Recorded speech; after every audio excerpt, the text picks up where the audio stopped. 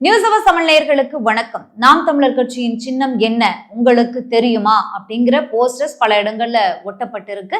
அந்த போஸ்டர்ஸின் மீது மக்களின் பார்வை திரும்பி இருக்கு. இதே போஸ்டர் சமூக ஊடகங்கள்லயும் பகிரப்பட்டு வருகிறது.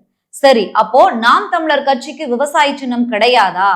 கிடையாது என்றால் நாம் தமிழர் கட்சி தேர்தல் ஆணையத்திடம் கேட்டு எந்த சின்னத்தை பெற்றிருக்கிறது? விரிவாக பார்க்கலாம்.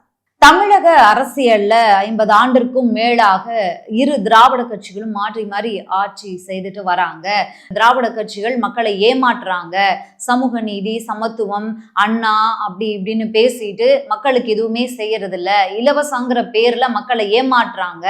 எல்லா திட்டங்களுக்குமே சென்னைக்கு தான் வருமா, நகரத்திற்கு மட்டும்தான் வருமா, கிராமத்திற்கு எதுவுமே கிடைக்காதா, கிராமப்புற பள்ளிகள் எந்த அளவுக்கு மேம்படுத்தப்பட்டு இருக்கிறது, கிராமப்புற மாணவர்களுக்கு இளைஞர்களுக்கு என்ன வேலை வாய்ப்பு இருக்கிறது, அங்கு பெண்களுக்கு தொழில் செய்வதற்கான ஏற்பாடுகள் எந்த அளவுக்கு செய்யப்பட்டிருக்கிறது, ரோடு போடுவதா இருந்தா கூட அது நகரத்தை நோக்கி தான் வருது, கிராமத்தை நோக்கி எந்த திட்டங்களுமே வருவதில்லை. இவை அனைத்திற்குமே மாற்றாக நாம் தமிழர் நிற்போம் அப்படின்ற பல்வேறு விஷயங்களை முன்வச்சு தொடர்ந்து நாம் தமிழர் கட்சி செயல்பட்டு கொண்டிருக்கிறது. நாம் தமிழர் கட்சி என்றாலே இளைஞர்கள் குவிந்திருக்கக்கூடிய கட்சி அப்படின்ற பார்வை தான் இருக்கு மக்களிடத்துல. அப்படி தீவிரமாக பரபரப்பாக செயல்படக்கூடிய நாம் தமிழர் கட்சியில 2-3 விஷயங்கள் பாசிட்டிவாக பார்க்கப்படுது. அது என்ன அப்படின்னா, ஒன்று, இளைஞர்கள் கூட்டம் அதிகம் இருக்கும். இன்னொன்னு, நாம் தமிழர் கட்சிக்கு கூடுற கூட்டத்திற்கு பணம் கொடுக்காமல், எதுவுமே கொடுக்காம தானாக சேர்ற கூட்டம் இது அப்படின்ற 2வது விஷயம் ஒண்ணு இருக்கு. அதோடு நாங்க எந்த கட்சியோடும் கூட்டணி கிடையாது, நாங்க தனித்து தான் போட்டியிடுவோம் அப்படிங்கறதெல்லாமே மிக பெரும் பிளஸ்ஸா அந்த கட்சிக்கு பார்க்கப்படுது. சரி, பல கட்சிகள் இன்றைக்கு இருக்கு. திமுக, அதிமுக, காங்கிரஸ், பாஜக அப்படின்னு இன்னும் என்னென்னவோ கட்சிகள் நிறைய இருக்கு. அந்த கட்சிகள்ல தலைவர் ஒருத்தர் இருப்பாரு, மாவட்ட செயலாளர், அப்படி இப்படின்னு நிர்வாகிகள் அப்படின்னு பல்வேறு கட்டங்களாக தலைவர்கள் இருப்பாங்க. அந்த அனைவருமே ஒரு அளவுக்கு அந்த கட்சினாவே இவங்க எல்லாமே கொஞ்சம் பிரபலமா இருப்பாங்க அப்படின்ற மாதிரி இருக்கும். ஆனா நாம் தமிழர் கட்சி அப்படின்னா சீமான், நாம் தமிழர்னாவே சீமான் அப்படிங்கிற ஒரு நபர் தான் முன் வருவார். அது ஒரு பிளஸ் பாயிண்ட் தான். இருந்தாலுமே கட்சிக்கு சின்னம் எவ்வளவு அவசியம் இல்லையா? அந்த சின்னத்தை இந்த முறை தவற விட்டு விட்டதா நாம் தமிழர்? சின்னத்தையே காப்பாற்ற முடியலையே, அவர் கட்சியை என்ன காப்பாற்ற போறாரு, நாட்டை என்னத்தை காப்பாற்ற போறாரு அப்படின்னு இந்த மாதிரி பல்வேறு விஷயங்கள் இப்ப கிளம்பியிருக்கு. இது ஒரு புறம் இருக்க, எண்ணெய் அதிகாரிகளின் சோதனை ஒரு புறம் இருக்க, சின்ன முடக்கம் ஒரு புறம் இருக்க. இந்த சின்ன முடக்கத்தை பத்தி பல்வேறு அரசியல் கட்சிகளின் விமர்சனங்களும் பல்வேறு கிளம்பியிருக்கு. இதுல அதிகமாக பாஜக மாநில தலைவர் அண்ணாமலை அவர்களுடைய விமர்சனம் தான் அடங்கியிருந்தது. அவருடைய விமர்சனத்திற்கு இவர் பதில் தருவதும், சீமான் அவர்கள் பதில் தருவதும், அண்ணாமலை அவர்கள் திரும்ப பதில் தருவதும், இப்படியே ஒரு கருத்து மோதல் போய்கிட்டு இருந்துச்சு.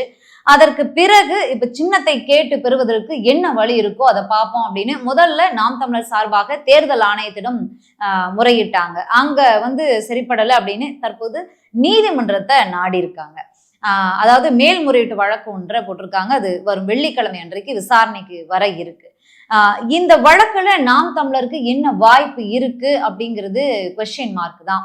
நாம் தமிழர் கட்சி 10 ஆண்டுகளுக்கு மேலாக களத்துல இருக்கிறது, பல தேர்தல்களை சந்தித்திருக்கிறது, 10 ஆண்டுகளாக வருமான வரிகள்லாம் கட்டி இருக்கு அப்படின்லாம் நிறைய பிளஸ்ஸான விஷயங்கள் சொன்னாலும் இந்த சின்னத்தை வழங்குவதில் தேர்தல் ஆணையம் சில விஷயங்களை ஃபாலோ பண்றாங்க.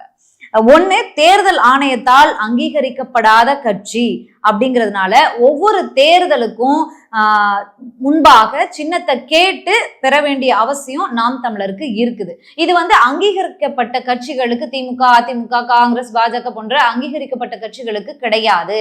அங்கீகரிக்கப்பட்ட கட்சி, அங்கீகரிக்கப்படாத கட்சி அப்படிங்கிறதுக்கு அந்த ஓட் பர்சன்டேஜையும், தேர்தல் எத்தனை தேர்தலை சந்திச்சிருக்காங்க, எத்தனை மாநிலத்துல தேர்தலை சந்திச்சிருக்காங்க அப்படிங்கிற விஷயங்களை எல்லாம் அவங்க ஒரு அடிப்படை விஷயமா வச்சிருக்காங்க. அதன்படி நாம் தமிழர் இதுவரைக்கும் அங்கீகரிக்கப்படாத கட்சியாக இருக்கிறது. ஒருவேளை அவங்க 10% கிட்டத்தட்ட 10% வாக்குகளை வாங்கியிருந்தா அவங்களும் அங்கீகரிக்கப்பட்ட கட்சியோட லிஸ்ட்ல வந்திருப்பாங்கன்றதும் ஒரு விஷயம் இருக்கு. இந்த சின்னம் வழங்கும் விதிமுறைகள் படி 3 ஆண்டுகள் வருமான வரி கட்டி இருக்கணும், 2 தேர்தல்களை சந்திச்சிருக்கணும். அதன்படி பார்த்தா நாம் தமிழர் 10 ஆண்டுகளுக்கு மேலாக களத்துல இருக்காங்க, பல தேர்தல்களை சந்திச்சிருக்காங்க, வருமான வரியெல்லாம் முறையா கட்டியிருக்கோன்னு நாம் தமிழர் தலைவர் சீமான் அவர்கள் சொல்லியிருக்காங்க. அப்படி பார்த்தா நாம் தமிழருக்கு தான் இந்த சின்னத்தை ஒதுக்கி இருக்கணும்.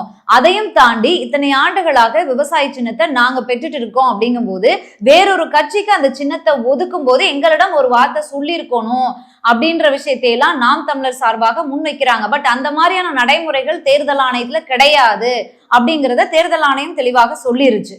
அப்படி பார்த்தா நான் கரும்பு விவசாய சின்னம் ஒதுக்கப்பட்டிருக்கக்கூடிய இந்த பாரதிய பிரஜா ஆக்கியதா அப்படிங்கிற கட்சி 2 ஆண்டுகளுக்கு முன்பாக தான் துவங்கப்பட்டிருக்கிறது. தேர்தலையே சந்திக்கல. இந்த முறை கர்நாடகாவை சேர்ந்த அந்த கட்சியானது இந்த முறை 11 மாநிலத்துல போட்டியிட உள்ளதாகவும் தகவல்கள் தெரிவிக்கின்றன. அந்த 11 மாநிலத்துல குறிப்பா தமிழகம் இருக்குது அப்படிங்கிறதையும் நம்ம கவனிக்கப்பட வேண்டும். இப்போ நாம் தமிழர் கட்சிக்கு எத்தனை சவால்கள் இருக்கிறது? தேர்தல் நேரத்துல, நாடாளுமன்ற தேர்தல் நெருக்கத்துல NIA சோதனை எல்லாம் நடைபெற்றிருக்கிறது, சின்னம் முடக்கப்பட்டிருக்கிறது. அதையும் தாண்டி அந்த சின்னம் வழங்கப்பட்ட கட்சியானது தமிழகத்திலையும் போட்டியிடுகிறது.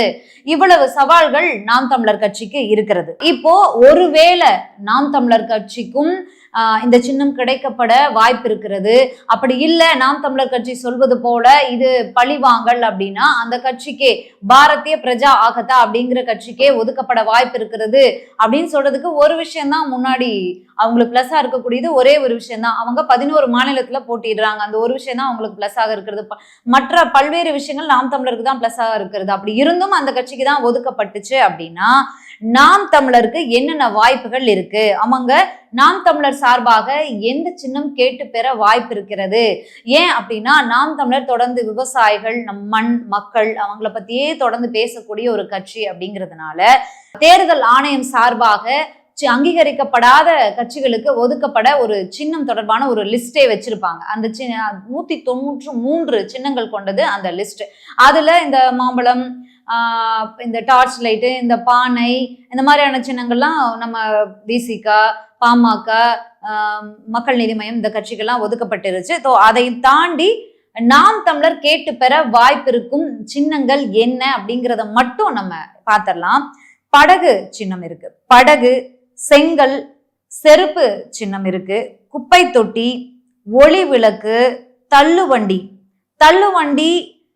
முழக்கம். அந்த பழைய காலத்துல எல்லாம் சங்கே ஊதுன்ற மாதிரி ஒரு படத்துல எல்லாம் நம்ம பார்த்திருப்போம். அந்த மாதிரி சங்கே முழக்கம்னு ஒண்ணு இருக்கு. முழக்கம், தள்ளுவண்டி, அதாவது வயசான ஒரு நபர் தள்ளுவண்டி இழுத்துட்டு போவது மாதிரியான ஒரு சின்னம் இருக்கு. ஊதுதல், விசில், மைக்கு, கலப்பை. இந்த சின்னங்கள் தான், இந்த சின்னங்கள்ல ஏதாவது ஒன்றுதான் நாம் தமிழர் கட்சி கேட்டிருப்பாங்க. அதுல ஏதோ ஒரு சின்னம் தான் ஒதுக்கப்படும். நாம் கரும்பு விவசாய சின்னத்தை உச்சநீதிமன்றத்துல வெள்ளிக்கிழமை என்ன சொல்ல போறாங்கன்னு தெரிஞ்சிரும். வெள்ளிக்கிழமை காலை நமக்கு தெரிஞ்சிரும். கிட்டத்தட்ட 90% நாம் தமிழர் கட்சிக்கு கரும்பு விவசாய சின்னம் கிடைக்க வாய்ப்பில்லைன்னு தான் சொல்லப்படுது. அப்படி இருக்கும் பட்சத்துல நாம் தமிழர் கட்சி கேட்டு பெற வாய்ப்பு இருக்கும் சின்னங்களை தான் நம்ம பார்த்தோம். படகு, செங்கல், செருப்பு, குப்பை தொட்டி, ஒளி விளக்கு, தள்ளுவண்டி, முழக்கம், விசில், மைக், கலப்பை. இந்த சின்னங்கள்ல ஏதோ ஒன்றுதான் நாம் தமிழர் கட்சி கேட்டு பெற இருக்கு. அதுக்கான ஒரு ப்ரமோஷனா தான் இந்த நாம் தமிழர் கட்சியின் சின்னம் என்ன உங்களுக்கு தெரியுமா அப்படிங்கிற விஷயத்த முன் வச்சிருக்காங்க. சரி, ஓகே, இதை ஏன் முன் வச்சிருக்காங்க நம்ம பார்க்கலாம். நாம் தமிழர் கட்சியின் தலைமை ஒருங்கிணைப்பாளர் சீமான் அவர்கள் சின்னத்தையே கேட்டு பெற தவறிட்டாரு. தேர்தல் ஆணையத்திடம் இருந்து 2-3 மெயில்கள் வந்ததாகவும் அதை அவங்க பார்க்காம விட்டுட்டாங்க. அதாவது நாடாளுமன்ற தேர்தல் நெருக்கத்துல இருக்கும், அப்படி தேர்தல் வர முன்னாடி சின்னத்தை கேட்டு பெற்றிருக்கணும் இல்லையா, அதற்கு நேரம் தவறிட்டாங்க. அவங்க சின்னத்தையே காப்பாத்தல அப்படின்ற விஷயத்த முன் வச்சிருந்தாங்க. அதற்கு இப்ப மாற்றாக தான், சரி எங்களுக்கு சின்னமே நீங்க கொடுக்காட்டியும் பரவாயில்ல, நீங்க எந்த சின்னத்தை கொடுத்தாலும் நாங்க உடனே அதை கொண்டு போய் சேர்ப்போம் அப்படிங்கிற முயற்சியில தற்போது நாம் தமிழர் கட்சி இறங்கியிருக்காங்க. அதற்கான ஒரு முன்முயற்சி தான். சரி, நாம் தமிழர் கட்சியின் சின்னம் என்ன உங்களுக்கு தெரியுமா அப்படின்ற போஸ்டரை எல்லாம் வைரல் ஆக்குனா என்னன்னு தெரிஞ்சுக்கிறதுல ஒரு ஈகரா எல்லாரும் பார்ப்பாங்களா இல்லையா? அதற்கான ஒரு முயற்சியில தான் அவங்க ஈடுபட்டு இருக்காங்க. அதோட சேர்த்து தேர்தல் ஆணையத்துல வழங்கப்பட இருக்கும் சின்னங்களோட லிஸ்ட்டை நம்ம 193 சின்னங்கள் இருக்கு. அதுல நாம் தமிழர் செலக்ட் பண்ண போற சின்னங்களோட ஒரு சின்ன லிஸ்டையும் நம்ம பார்த்திருக்கோம். நேற்று நடந்த சுவாரஸ்யமான விஷயங்கள் 1-2 இருக்கு. அதுல நாட்டாமையோட விஷயத்த நம்ம நேற்றைய பதிவிலேயே பார்த்துட்டோம். அதையும் தாண்டி நேற்று இரவுல நடந்த விஷயங்கள் என்ன அப்படின்னா, OPS அணியினரும் TTV தினகரன் அவருடைய கட்சியின் சார்பாகவும் பாஜக மாநில தலைவர் மற்றும் தேர்தல் பொறுப்பு தலைவர்களா இருக்காங்களே அவங்களையெல்லாம் ஒரு நட்சத்திர விடுதியில சந்திச்சு தொகுதி பங்கீடு தொடர்பாகவும் கூட்டணி ஆல்ரெடி உறுதி தான், பட் அந்த தொகுதி பங்கீடு தான் இன்னும் அவங்களுக்குள்ளே குழப்பமாக இருக்கு. அது தொடர்பாகவும் ஆலோசனை நடத்தினாங்க. இந்த ஆலோசனை தொடர்பாக அபிஷியலா அவங்க எந்த அலௌன்ஸ்மெண்ட்டையும் வெளியிடல.